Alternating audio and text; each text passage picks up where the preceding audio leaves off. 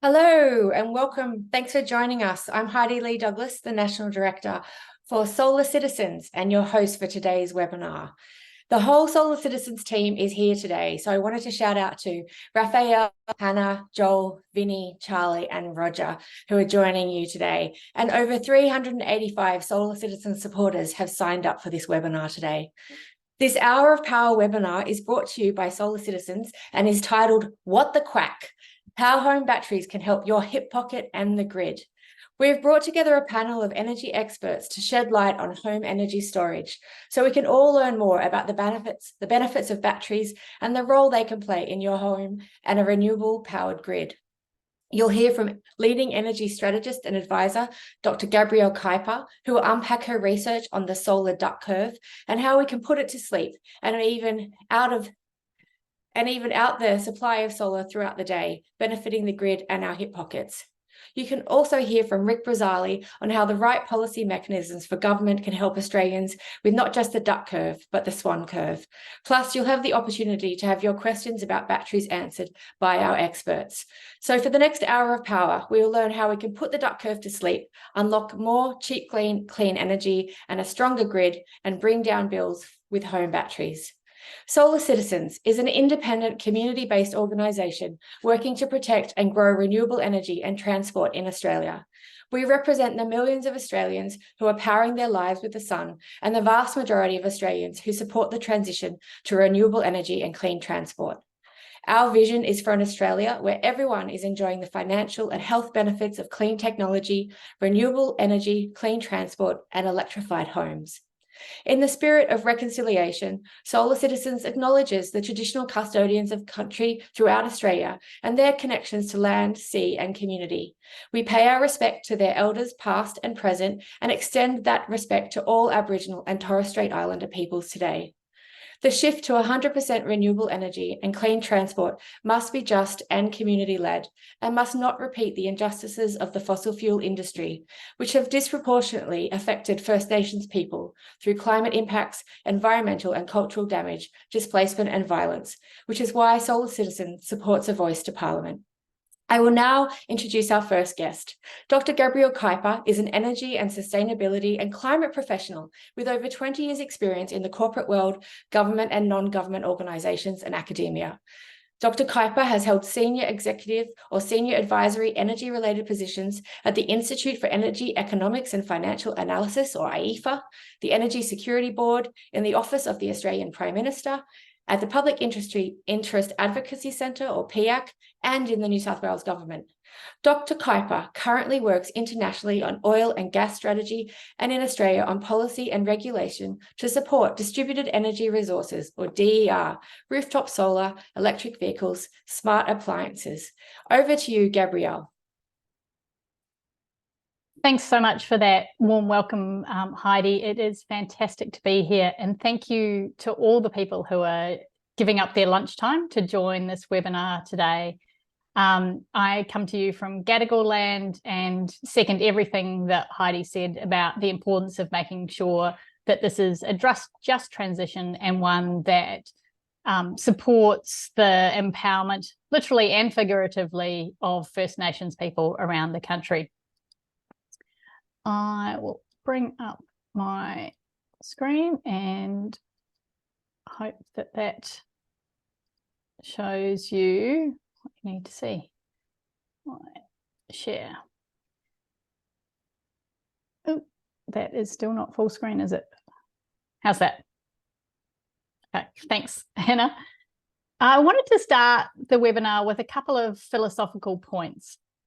Minister Chris Bowen spoke this morning at the AFR Energy Summit, and he said what we're going through is the greatest energy transition our country has ever seen. In fact, I would say it's the greatest energy transition across the planet of the last 200 years. A lot of you probably heard this phrase bandied around a lot. And I think it's worth understanding, as this graph shows, what the big differences are.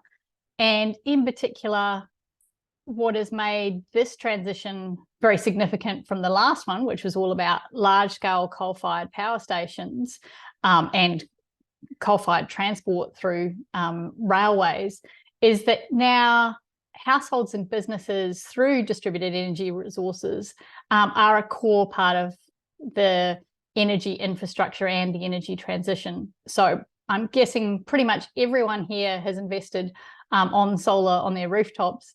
And so you're not only investing in that for yourself, but you're actually part of the energy infrastructure for the 21st century. So the numbers, we reckon approximately $25 billion has already been spent by households. That number could potentially go to 250 billion over the next decade if you talk about the households that might invest in electric vehicles, more solar, batteries, smart appliances and the like. So these are not small numbers. We've already got 21.5 gigawatts on rooftops. And in fact, so 2/3 of the solar energy supply is on roofs, only 1/3 is the sort of large utility scale.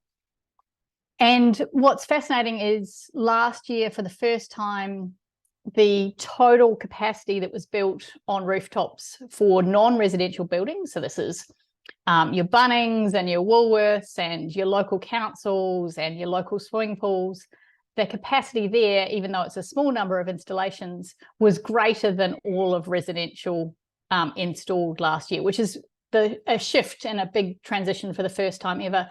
And there's also huge capacity, potentially 28 megawatts as a, that should be gigawatts as a minimum that could be installed on commercial and industrial buildings throughout the country.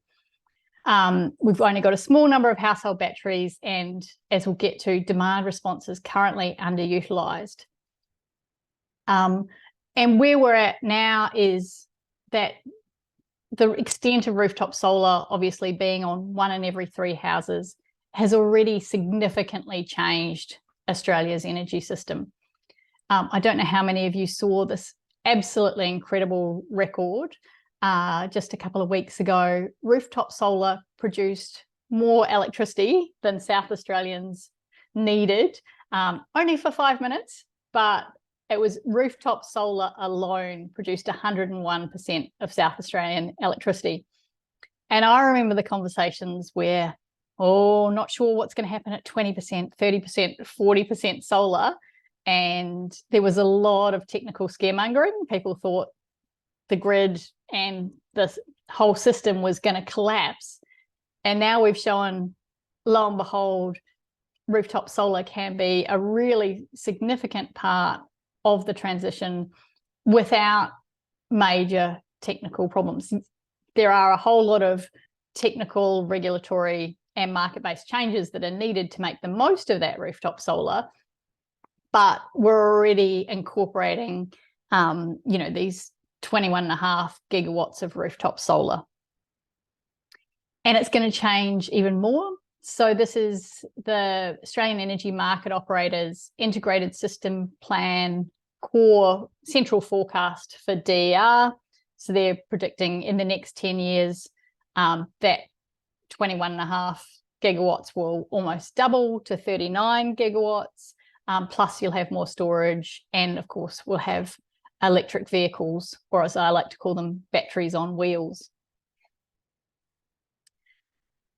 Fortunately, our Australian Energy Market Operator, AEMO, has now committed to being able to manage 100% instantaneous renewables across the national electricity market, so Queensland to Tasmania and across to South Australia by 2025. So I pointed to the example of South Australia having 101% rooftop solar, but that's just specific to the South Australian region.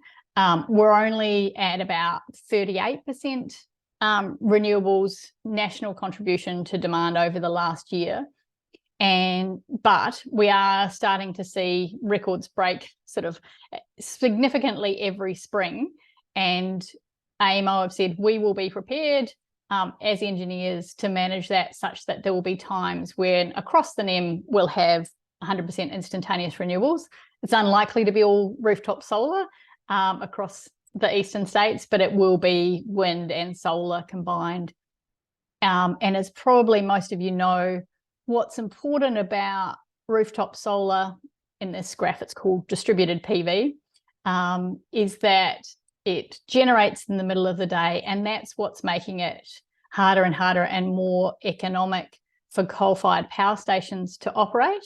It's also eating into revenue for gas-fired generation. And that is what's supporting those old and very dirty coal-fired power stations to exit.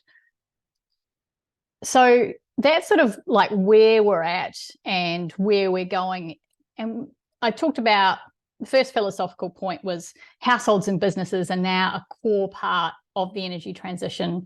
You're investing in energy infrastructure. People probably don't think of the solar panels on their roof as an important part of the grid, but those numbers that we're seeing show how important it already is and how important it will be in future.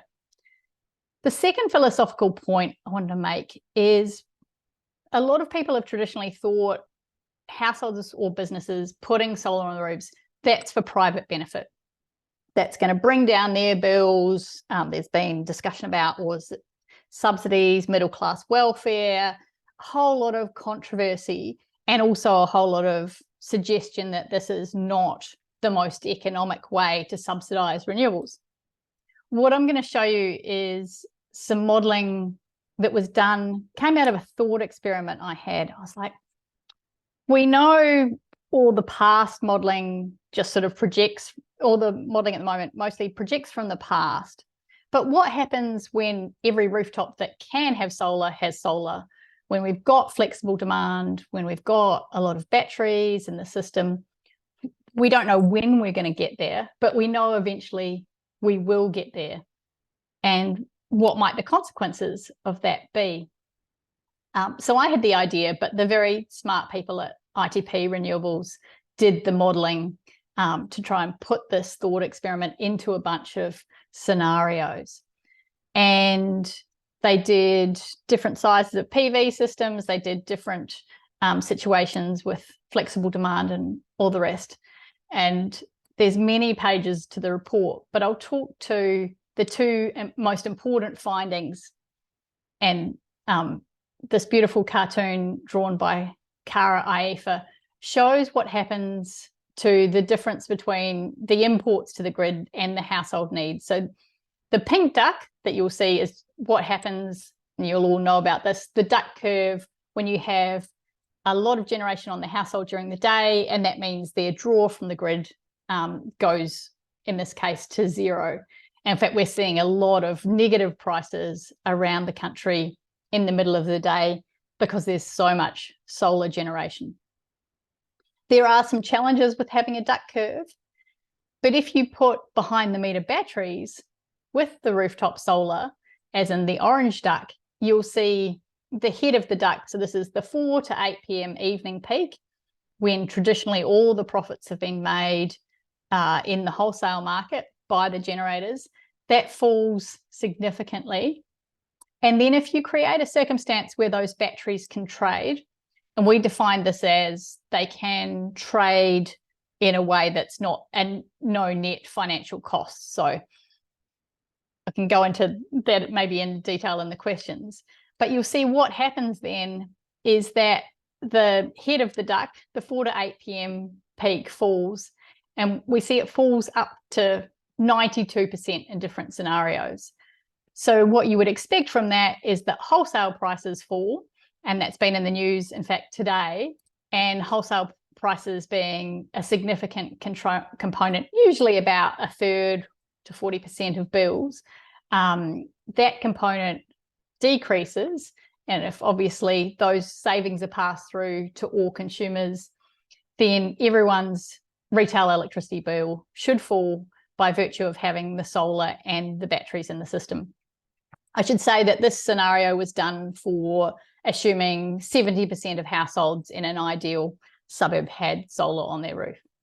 And I will also show you, it's not just in cartoon form, there is rigorous modelling behind it. This is what it looks like. And these are just some of the scenarios, but it's a lot more attractive in that form.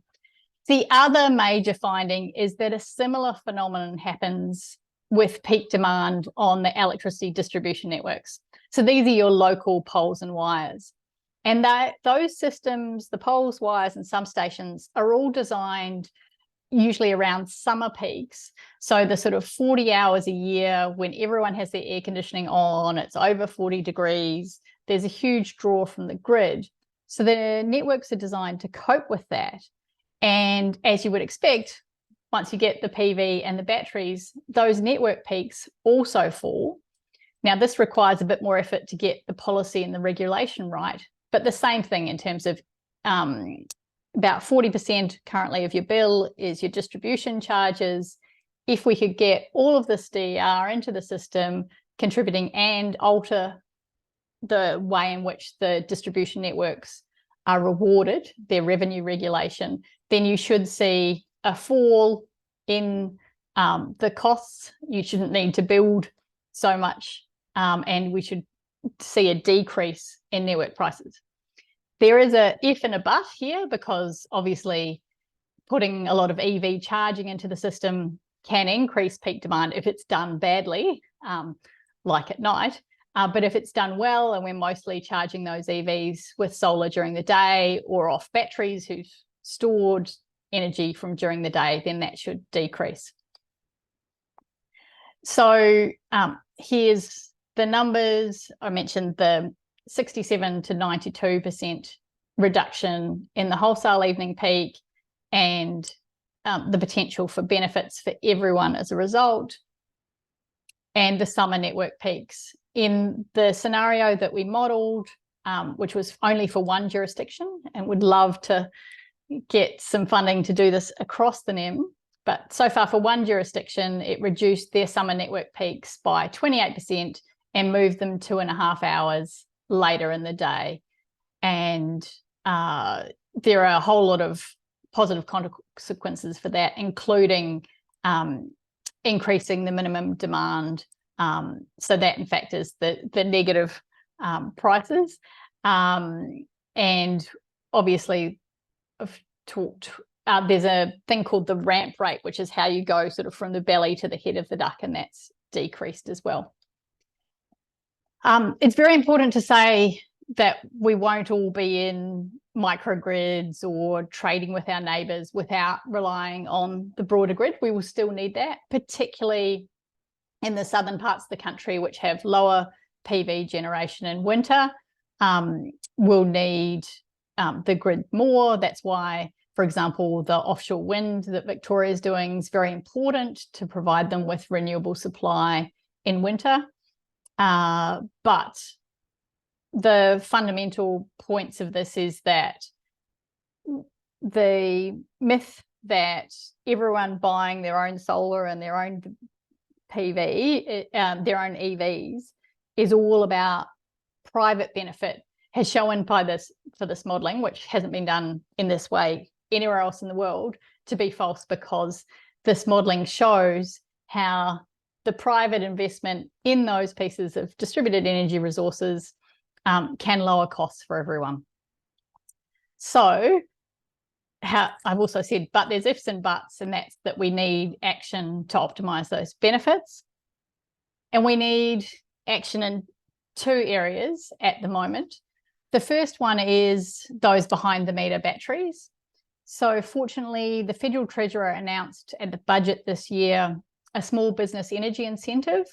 It's up to $20,000 for $100,000 worth of spend, and businesses can buy batteries, they can install solar, they can install industrial heat pumps and the like.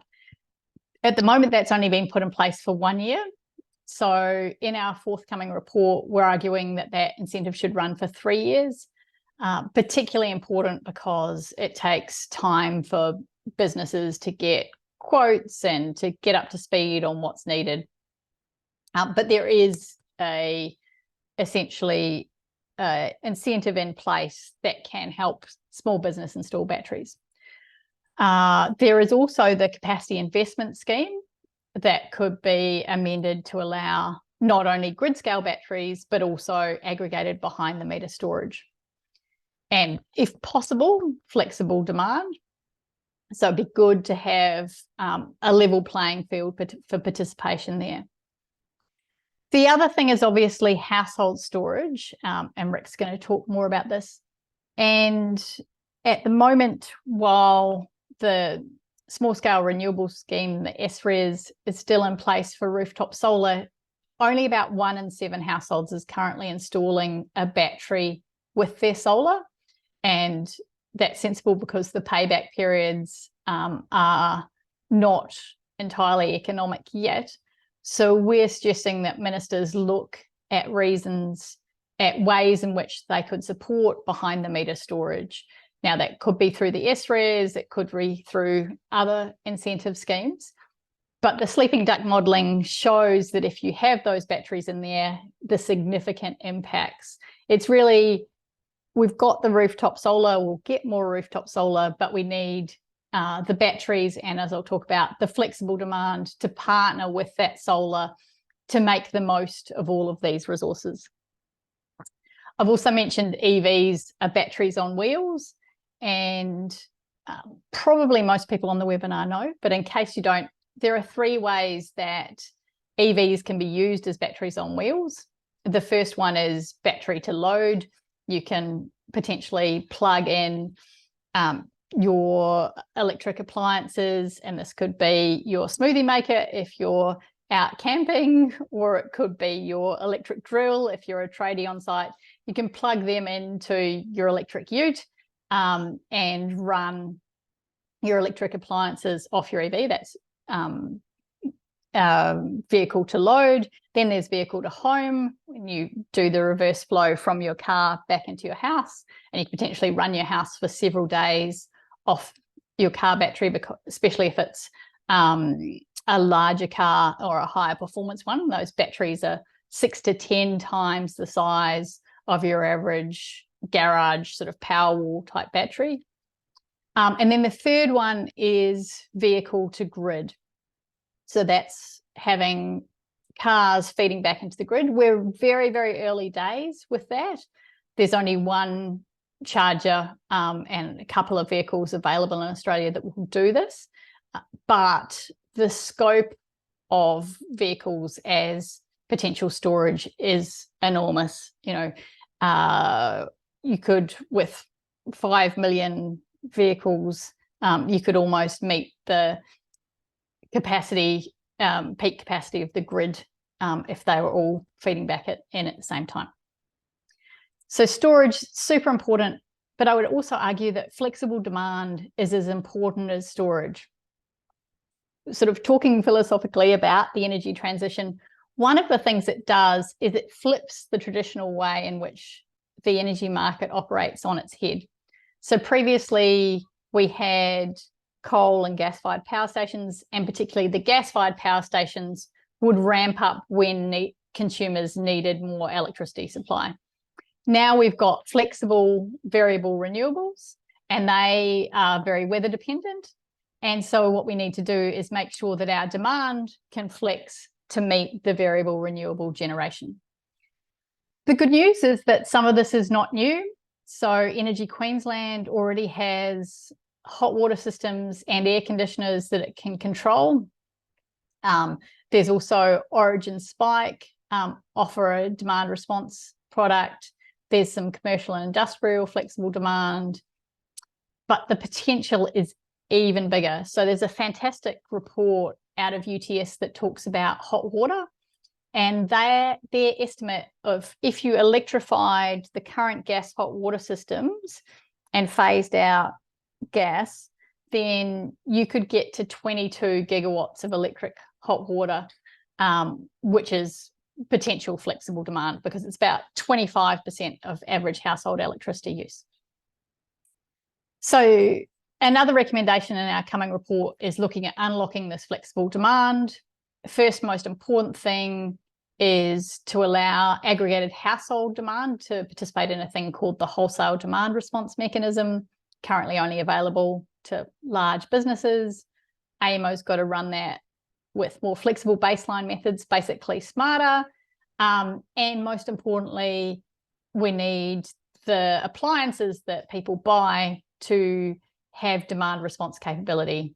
And I should say, it's very important to note, all of this is voluntary. No one will be controlling your air conditioner or your hot water system or anything without your consent.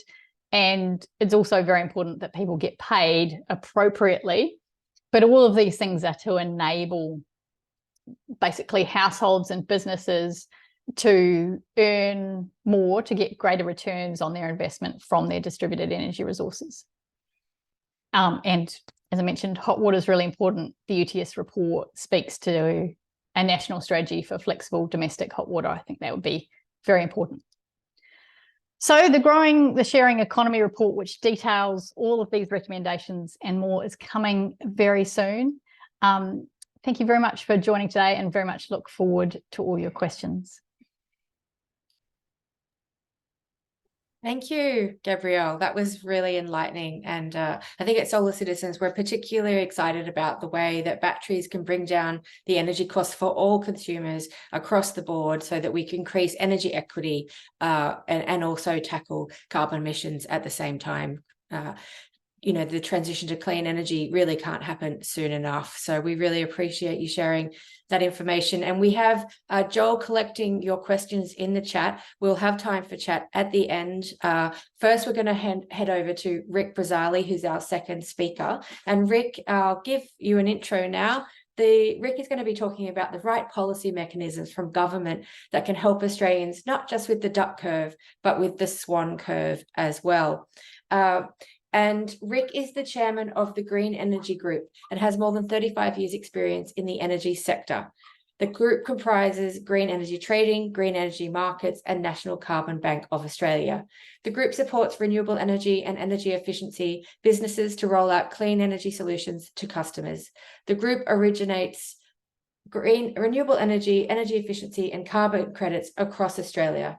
Green Energy Markets provides market insights and analysis that assist clients in making better decisions in the rollout of clean energy. Prior to establishing the Green Energy Group in 2007, Ric headed the Business Council for Sustainable Energy, now the Clean Energy Council, a leading advocate for renewable energy and energy efficiency markets in Australia. Before this, Ric worked in a number of business development and finance roles with Fletcher Challenge Energy, John Holland, and Woodside Petroleum. Ric is president of the REC Agents Association, president of the Voluntary Carbon Markets Association, and a director of the Energy Savings Industry Association. And Ric is also a much appreciated director of our Solar Citizens board and steering committee. So thank you, Ric, for joining us today, and over to you. Thank you, Heidi. I hope I'm coming through loud and clear and you can see the presentation. And like you and Gabrielle before me, I'd like to acknowledge that I am on Bunurong land down here in Melbourne, in Sandringham at the moment. And in the next sort of 15 minutes or so, I'm going to take you through sort of some of the challenges that we're seeing in the solar industry at the moment, and why that batteries have got a really important role to play, and what can we do to help speed things along. Let me.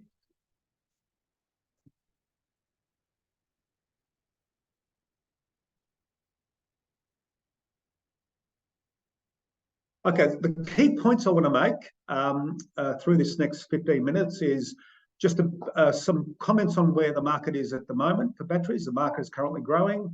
We're expecting the level of solar installations to slow as we're achieving higher levels of saturation. Solar's facing some headwinds at the moment, particularly with the value of exported electricity expected to continue its downward trajectory. As Gabrielle mentioned, we're facing some really low sort of demand periods, and hence low price periods. And we see some of the recent work we've done for the AEMO, the Australian Energy Market Operator, is we're saying that it's not going to be too long to be a much more attractive proposition than PV on its own. And so we're likely to see a sort of even greater uptake in batteries, and then look at what some of those considerations are for future policy. Okay, just where we're at the moment. Last year in Australia, just over 47,000 residential battery systems were installed, which is a 55% increase on 2021 levels. And in context, 308,000 solar PV systems were installed, which actually was a 19% decline on the record 2021 levels as we came out of COVID. And what we're seeing is sort of the 15% of solar PV systems, or the 1 in sort of 7 figure that Gabrielle mentioned, were sold with batteries in 2020. That was nearly twice the rate at which that was sold in 21. So we are seeing sort of people starting to embrace batteries. We are seeing the costs coming down again, and we're also seeing the solar industry now looking at this more actively targeting this market sector. On saturation levels, this is out of some work we've done for the Clean Energy Regulator. We track it where sort of the proportion of solar installations as a proportion of detached and semi-detached homes, and from this chart you can see that certainly South Australia has the highest saturation or penetration rate, followed by WA and Queensland, and then New South Wales and Victoria are quite a bit lower. A big reason for that is a lot of established suburbs, sort of you have a lot more higher urban density, more apartments, and also more leafier suburbs. But from this chart, you can see though that it's not going to be too long before 1 in 5 houses that could host a solar system, in other words, they've got a sort of a roof, will have solar. Again, there's lots of interesting charts that I could show to demonstrate that solar is causing demand to fall. These are some of the ones that AEMO published for the first quarter, which showed that we've had the lowest levels of minimum demand, and that's gone even further, as Gabrielle mentioned. So we haven't got the figures yet for the September quarter, but I'd imagine it would show even considerably lower demand, and we're seeing this across all jurisdictions, and it's causing AEMO some challenges in managing the system. And I'm not sure if you're watching some recent announcement. I think at the AFR summit, the managing director of AEMO essentially is saying that AEMO wants to control basically the operation of PV systems and to be able to shut them down when we're hitting these low minimum demand events. And we expect that over time, PV systems will be increasingly curtailed. In other words, they'll be required to shut down for certain periods of time during these low demand periods, likely to happen in autumn, spring, and particularly over weekends and public holidays when there's relatively low demand. So this is going to be an increasing occurrence across all states. Again, this is another chart from IPART, which is the New South Wales regulator. They were reduced the feed-in tariffs from 9.4 to 7.7 cents in New South Wales early in the year. But again, showing with the chart on the right-hand side, you can see that Q1 2023 pricing was a lot lower than the same time last year, in the middle of the day when solar's operating.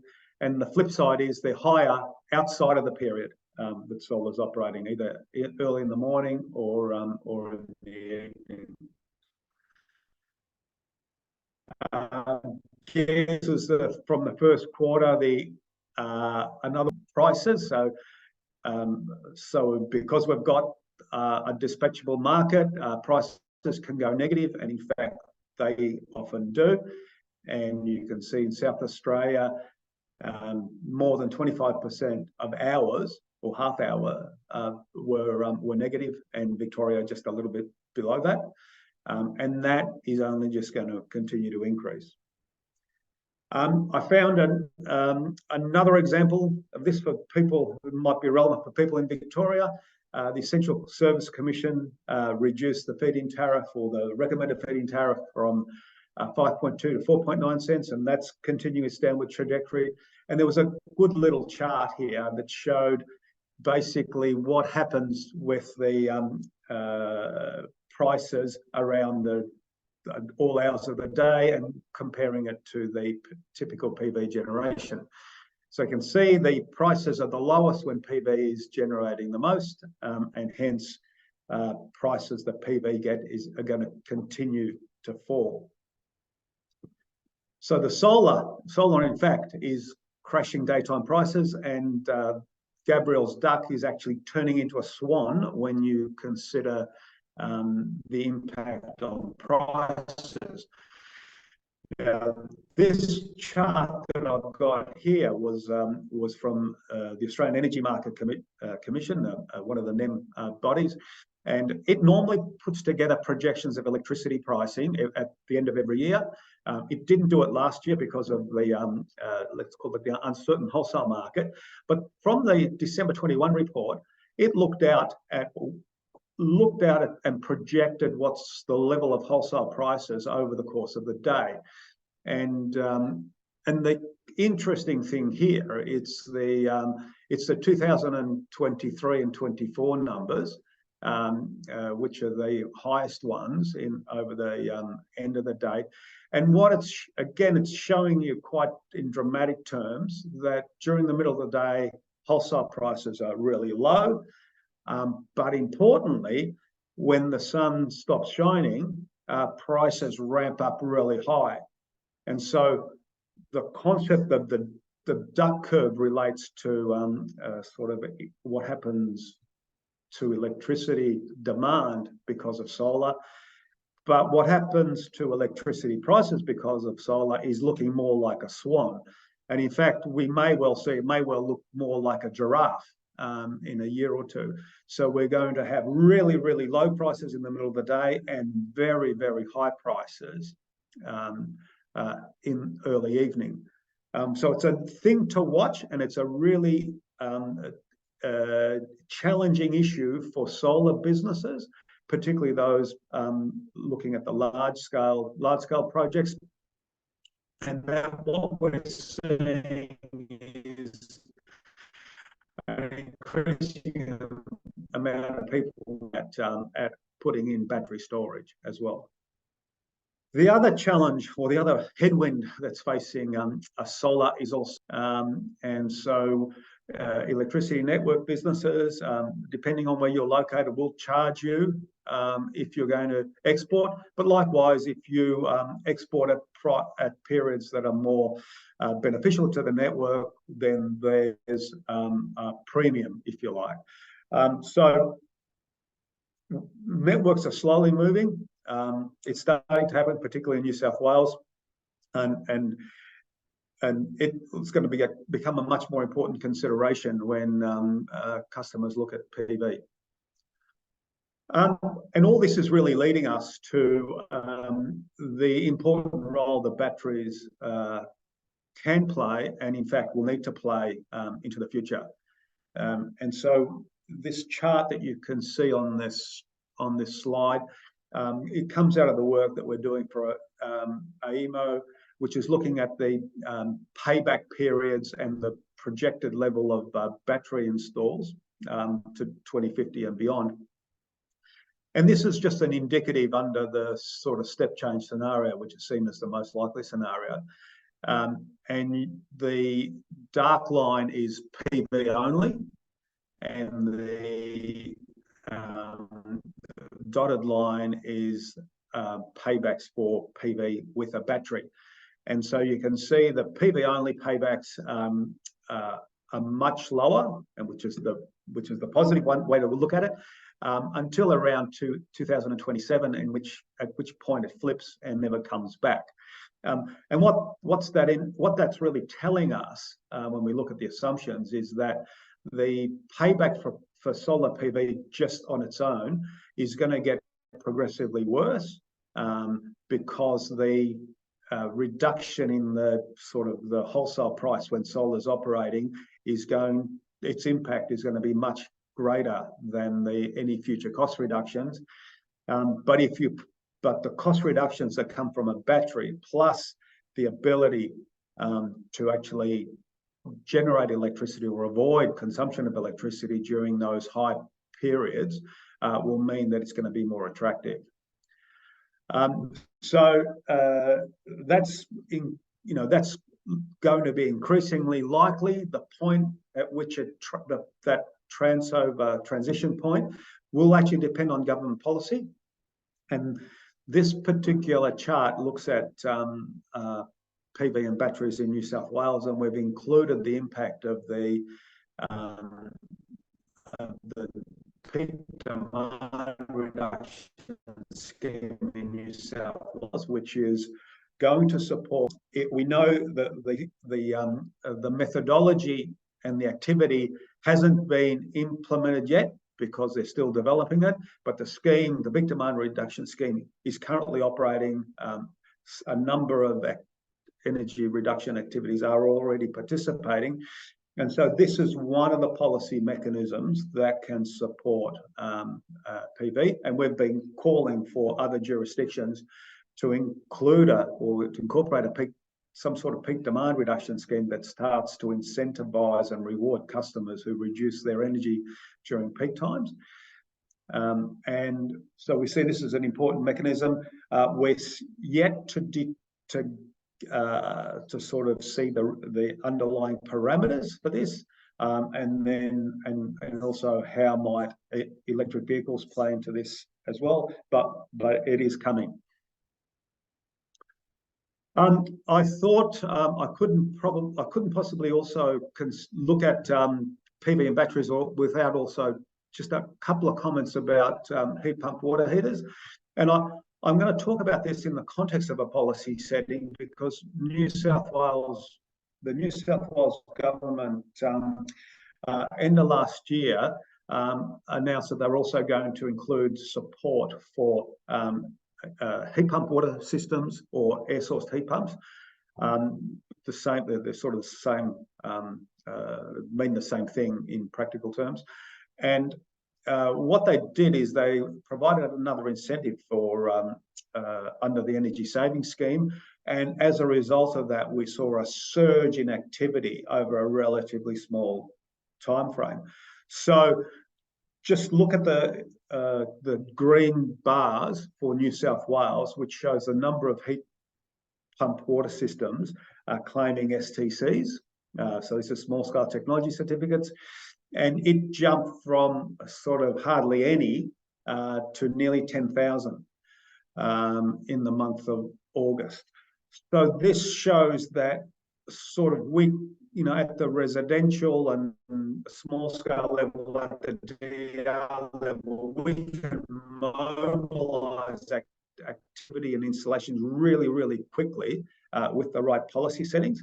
And this is really important to bear in mind when we're currently facing a scenario where both the New South Wales and Victorian government are actually subsidising existing coal plant, Eraring and Yallourn, to stay open when the owners of those power stations want to close them. And so we've got this really bizarre situation when you could be directing a lot of those resources into DER and we could get action really quickly. And this is also at a time when large-scale renewables and transmission are facing problems as well in delays in getting committed. So anyway, so the interesting point here is that what's happened with heat pumps could well signal what could happen with batteries as well. And the last slide I've got is just highlighting some work that we did sort of a year and a half ago, maybe 2 years ago, on how we could adapt the small scale renewable energy scheme to extend and expand that so that it also supported battery uptake. So So with those two policy settings that I've just identified, the small scale scheme and the New South Wales peak demand scheme, they demonstrate that we can really get large scale traction in the sector and roll out a lot of installations really quickly if we had the right policy settings. And thank you. I might leave it at that. Thanks so much, Ric. We did turn your video off, Ric, just to help with the internet connection, but I think, Hannah, we could probably get Ric back in person now. Okay. So Ric and Gabrielle, we've got some questions here from the audience that we'll go through. The first one is from Suji. Is it worth considering a shared battery, for example, for townhouses? I live in a complex with 12 buildings and would like to know if this might be a cost-effective solution. Do either of you feel? Oh, I can make a start. I think you possibly could if it was done through the body corporate, but I think it's actually illegal for you to sell electricity to someone else unless you're a retailer. So if it's done through the body corporate, you can, but you can't really share that between your next door neighbor sort of thing. You can't do that.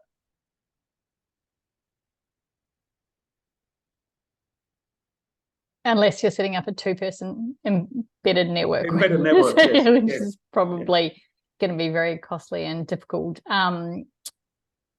Yeah, and you can have a private wire potentially to sell, but as Ric said, you probably need a retail license for that. So it's probably going to be tricky.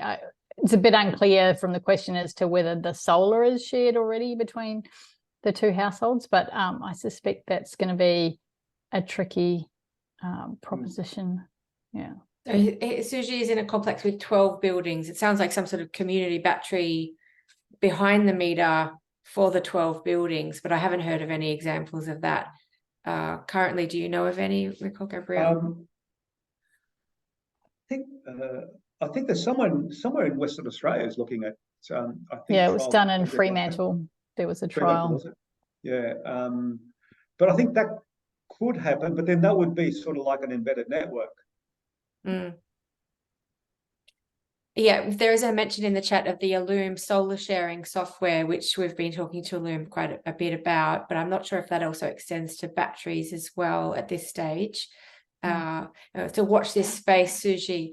The next question is actually for you, Gabrielle. Alan Finkel doesn't see much potential for vehicle to grid since he doesn't think there are enough incentives for people to plug their cars in at all times. Do you disagree with Alan? I do. And I'll give a two-faceted answer to the question. The first is the criticism that, people will just want their vehicles for their own use and they'll never want to share them with anyone else. And when Airbnb got started, various investors were approached about investing a few $1 million, and some of them said, people are never going to want to rent out their houses, everyone's home is their castle and you're renting them to complete strangers. And I think if there can be a multi-billion-dollar business renting out people's homes, which is far more intrusive, then if you provide the right incentives and the right consumer protections, then absolutely people are going to make their vehicles available. There's a whole lot of considerations around, how much charge is left in the vehicle for emergency services, circumstances, or do you, provide people with Uber credit, if the battery's charging and you can't use your vehicle and you need to go somewhere suddenly, and all of those things. But I think from the kind of philosophical to the practical, there are already companies working out how to do this. So Origin is aiming to have 5,000 vehicles under management by next year. Admittedly, they're largely fleet vehicles. But I think while there's a whole lot of steps, particularly getting our technical standards right, and obviously the costs of vehicle to grid need to come down substantially, but I can't see how this won't be a really substantial part of the future. It will start with fleet vehicles because that's where, unless they're being used 24/7 for deliveries and the like, the opportunities will be because those vehicles are already controlled, if you like, in some way, shape or form. But there's even potential for different types of vehicles, whether it's trucks or buses and the like. In the United States, a lot of the trials for vehicle to grid have been done with school buses. So, they have special purpose yellow buses that are just used twice a day. They go and pick the kids up and take them to school and then take them home again. Then you've got an enormous battery sitting around in the middle of the day and the rest of the time able to be used. So it's not for every vehicle at every time, but I think the possibilities there are enormous. And if I've got time, I'll give my favorite vehicle to grid example, which is from the city of Newcastle. Don't know if there's anyone online from Newcastle, but council's done, Joel is there. So they've done a fantastic job in putting in a lot of renewables, a lot of EV charging. They put a large ground-mounted solar installation at their waste treatment station, and they have now purchasing electric garbage trucks. So the electric garbage trucks will go and dump their waste at the waste treatment station, and they can power up on the solar on site. What's more is, if you can imagine, your average high performance car is 6 to 10 times the battery size of an average wall mounted battery. A garbage truck is an even bigger battery. It's really significant, can run a building with substantial energy draw for several days. And so the city of Newcastle has already factored into their purchasing decisions the fact that in case of bushfires or floods, they will be able to send their electric garbage trucks out to emergency locations, whether it's a community hall or a high school hall or whatever. They will be able to plug their electric garbage trucks in to provide electricity supply on site in emergency circumstances. So to my mind, that's covering off the emissions reduction and the resilience in the face of climate change together, which is super smart and just shows the potential of having these large batteries on wheels. Fantastic, Gabrielle. And just circling back to Suji's question, Joel's done some background research around Illume Energy. They do also include batteries in their SolShare system, Suji. So I urge you to get in contact with Illume, and we'd love to keep track of your journey as well at Solar Citizens as a case study that we can share with other like people, because we're all on this journey together. A few more questions we've got time for. This was a bit of a broad question. How do you decide what size battery to buy? That's from Greg. Rick, do you want to take that one? Well, I think in short, you probably need to get some, I suppose, advice. But essentially, you're looking at what's your load now. What load do you expect to have? How much PV you're going to have? How much you're going to need in winter? And what are you trying to achieve? Because normally the solar businesses will tend to, even a small battery will give you a significant proportion of the value. You don't have to go so big. And I think that's what we're talking to the industry, we're typically finding the sort of a Powerwall size battery seems to hit the mark, which is, I think, 13 kilowatt hours or something like that. But there are even smaller batteries, and also it does depend on your budget as well. We found recently, we did a bulk buy with the Good Car Company in Adelaide. Shouting out to you, Raphael, for organising that. And a lot of our interested buyers actually wanted to use the electric vehicle, the Leaf, as a second car, but mostly as a home battery on wheels that they could use occasionally for school drop off and pick up or something, but as an economical battery on wheels, because South Australia does allow for that vehicle to grid. It's the first place I understand in Australia to enable that. So Gabrielle, I know that's something that we could discuss more in terms of your ideas around an authority for a distributed energy resources that could help with the harmonization, the standards and the governance around, you know, integrating vehicle to grid, enabling us to use our vehicles rather than having to purchase both an EV and a home battery. Yeah, you might still need both, but I think that's a fantastic example. There was a great case study of a winery that was one of the first places using their leaf to provide supply into the winery and being able to run their winery in their household. So as I said, I think there's enormous potential here, but as you also say, we've got to get the technical standards right. We've got to get the regulation right. And one of the interesting things that the head of the Energy Market Commission, Anna Collier, said in her speech to the AFR Energy Summit yesterday was, you know, DR is potentially 20% of the solution, but it's not getting 20% of the regulatory and policy attention.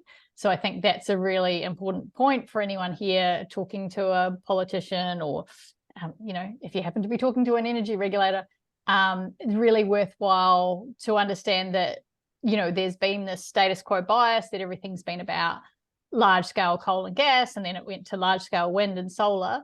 And we really need the policy, political and regulatory attention to make sure that all of these benefits that are possible, and the sleeping duck modelling shows are possible from everyone's, you know, personal investment in distributed energy resources is optimized to be beneficial for everyone. A couple more questions we can squeeze in. I'll try and be brief with this answer. So I had a personal message. Can you explain the significance of behind the meter batteries? Where else can batteries go? So let's just touch on that one briefly. Shall I start? There's from my perspective, there's three places. So there's behind the meter, so that's in your home and business. Then there's in the distribution network. So you may have seen the publicity around community batteries, which was a big election announcement by the Labor government. So those are ones that will be on your street corner. So they're still local, but they're in the distribution network, not behind meter. And then the third one is the large grid scale batteries. So they're generally in the transmission grid. A lot of those big batteries are going in where the coal-fired power stations are shutting down because they've got the grid infrastructure there for them. And sorry, did you want to add something, Rick? No. How do we send power back to the house grid from an electric vehicle, example Tesla through the normal charging connection? Ask Kenneth. This one might be a bit controversial. Well, I can answer that because I have a Tesla. You can't do that because there's no hardware to enable you to do that. But we think it's coming. And in fact, Tesla has taken out a retail electricity license in the UK and then recently in Australia. So that would suggest that they want to actually be able to sell electricity from the vehicles potentially in future. There was a Tesla decision a couple of years ago, which basically said, we will never do that. And there's been a whole lot of views about whether or not it's bad, good, or indifferent for the cars. And the jury's still sort of out, but now there's as much research sort of suggesting it might be good to cycle the batteries more frequently as it will damage the battery and shorten the life of the car. That's not clear, but Tesla certainly seems to have switched from definitely no, never to quite possibly sometime in the future, but you can't do it currently in Australia. So we've got 1 minute left. Here's a big question. How much is the grid delaying the introduction of new large-scale solar? Maybe this is a subject for another webinar. Oh, geez, it would be. We're seeing it's a major issue at the moment, even with existing solar. A lot of existing solar farms aren't getting fully dispatched anyway, are facing constraints. So it's a major issue. And it's probably one of the big reasons why we've seen a slowdown in the number of new renewable project commitments. It's been difficult, really difficult.